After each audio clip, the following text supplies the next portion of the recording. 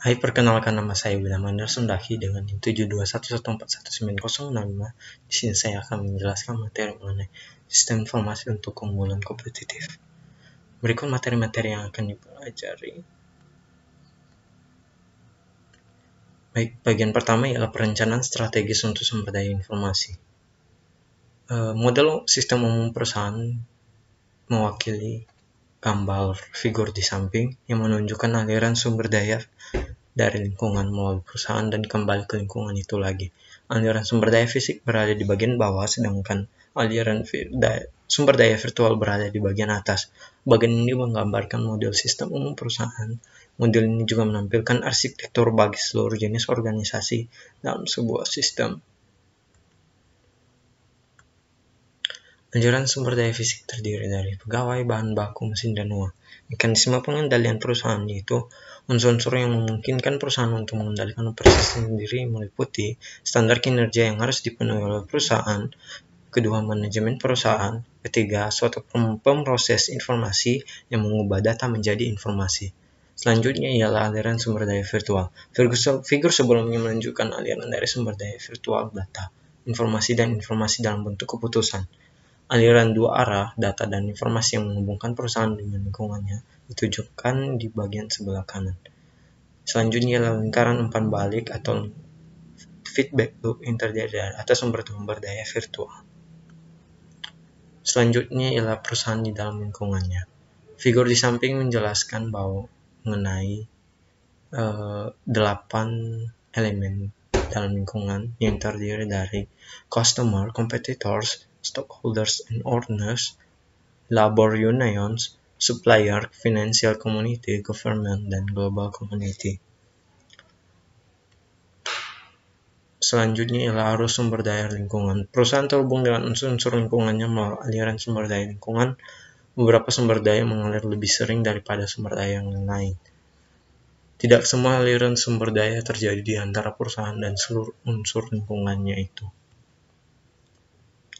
Part 2 ialah mengolah aliran sumber daya fisik, manajemen rantai pasokan atau supply chain management. Jalur yang memfasilitasi aliran sumber daya fisik dari pemasok kepada perusahaan dan daya melalui rantai pasokan harus dikelola untuk memastikan aliran tersebut terjadi dengan tepat waktu dan efisien. Proses ini disebut sebagai manajemen rantai. Selanjutnya kepada pelanggan yang disebut sebagai rantai pasokan atau supply chain. Bagian ketiga ialah keunggulan kompetitif. Di dalam bidang sistem informasi, keunggulan kompetitif mengacu pada penggunaan informasi untuk mendapatkan pengungkitan di dalam pasar. Ingat bahwa manajer perusahaan menggunakan sumber daya virtual sekaligus juga fisik dalam memenuhi tujuan-tujuan strategis perusahaan. Selanjutnya ialah rantai nilai Porter yang dikemukakan oleh Profesor Harvard, Michael E. Porter. Porter yakin bahwa sebuah perusahaan meraih keunggulan kompetitif dengan menciptakan suatu rantai nilai atau value chain yang terdiri atas aktivitas utama dan pendukung yang memberikan kontribusi kepada margin. Margin adalah nilai produk dan jasa perusahaan setelah dikurangi harga pokoknya. Meningkatkan margin adalah tujuan dari rantai nilai. Perusahaan menciptakan nilai dengan melakukan apa yang disebut oleh Porter sebagai aktivitas nilai atau value activities. Aktivitas nilai terdiri dari dua jenis, yaitu utama dan pendukung.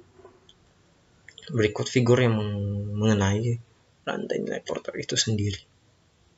Selanjutnya adalah dimensi-dimensi keunggulan kompetitif, yang terdiri dari keunggulan strategis yang merupakan keunggulan yang memiliki dampak fundamental dalam membentuk operasi perusahaan. Selanjutnya ialah keunggulan taktis, adalah sebuah perusahaan yang mendapatkan keunggulan taktis ketika perusahaan tersebut mengimplementasikan strategi dengan cara yang lebih baik daripada pesaingnya. Selanjutnya adalah keunggulan operasional, keunggulan yang berhubungan dengan transaksi dan proses sehari-hari. Bagian keempat ialah tantangan dari pesaing-pesaing global.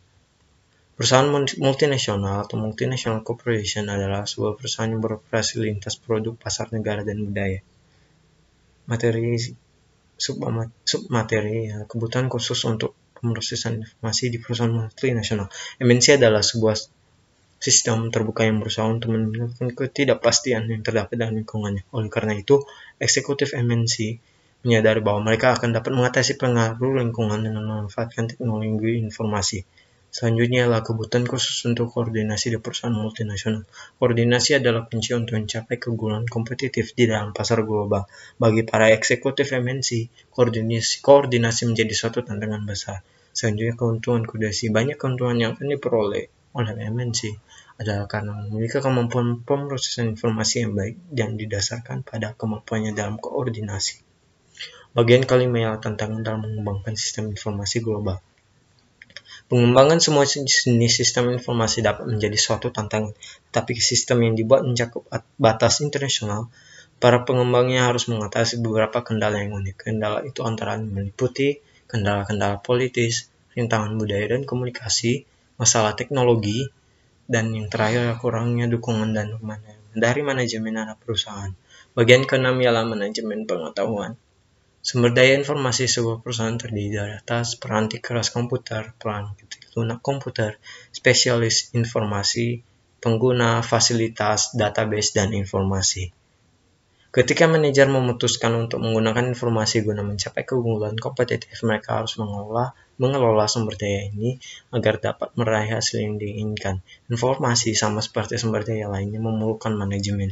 Para manajer memastikan bahwa data mentah yang dikumpulkan telah dikumpulkan dan kemudian diproses menjadi informasi yang bermanfaat. Manajer kemudian memastikan bahwa individu-individu yang tepat akan menerima informasi dalam bentuk yang tepat dan pada waktu yang tepat sehingga ia dapat dipergunakan.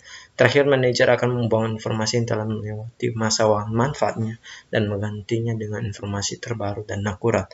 Semua aktivitas ini mengakuisisi data, memproses data menjadi informasi, menggunakan dan mengaplikasikan informasi dengan cara yang paling efektif dan menghapus informasi pada waktu yang tepat disebut sebagai manajemen pengetahuan atau knowledge management. Bagian ketujuh ialah perencanaan strategis untuk sumber daya informasi.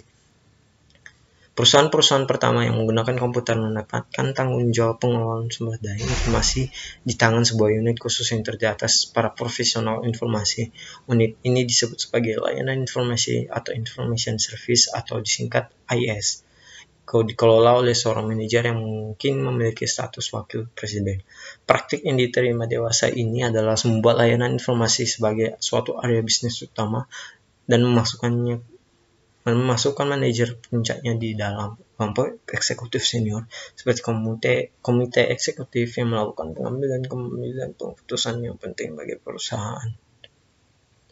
Yang terdiri dari Chief Information Officer atau CIO dan Chief Technology Officer atau CTO. Itu memiliki kemampuan manajerial dalam memecahkan masalah layanan informasi dan area-area operasi perusahaan lainnya. Selanjutnya adalah perencanaan strategis bagi perusahaan. Itu mengidentifikasi tujuan-tujuan yang akan memberikan perusahaan posisi yang paling menguntungkan dalam lingkungannya, serta menentukan strategi-strategi untuk mencapai tujuan-tujuan tersebut.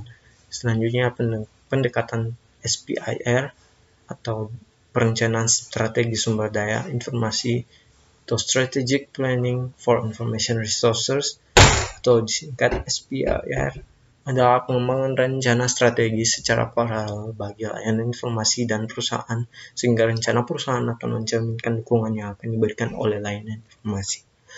Demikian materi yang saya sampaikan. Terima kasih telah mendengarkan.